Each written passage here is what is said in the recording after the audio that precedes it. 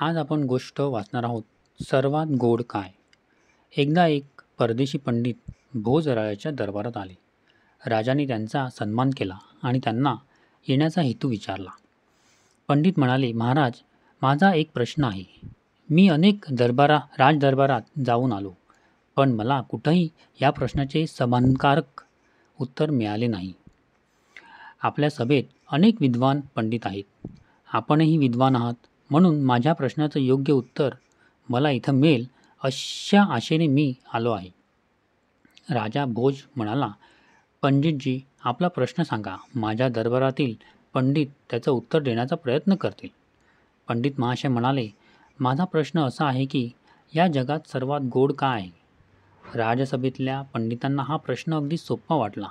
कुणी म्हणाले, स्नेहभाव हा सर्वात अधिक गोड असतो. कुणी म्हणाले स्वार्थ, कुणी म्हणाले झोप ही सर्वात गोड असते, कुणी म्हणाले आदर हा सर्वात गोड असतो, कुणी म्हणाले यश हेच सर्वात गोड असते. या उत्तराने त्या पंडिताचे काही समाधान झाले नाही. राजा भोज विचारात पडला. दरबारात कवी कालिदासही हजर होते. राजाने त्यांच्याकडे पाहिले. कालिदासांना राजाची अपेक्षा समजली. मग ते त्या परदेशी पंडिताच्या प्रश्नाचे उत्तर देण्यासाठी उभे राहिले. कवी कालिदास म्हणाले, महाराज, गरज हीच सर्वात गोड आहे. गरज असल्याशिवाय कोणतीही वस्तू गोड वाटणार नाही.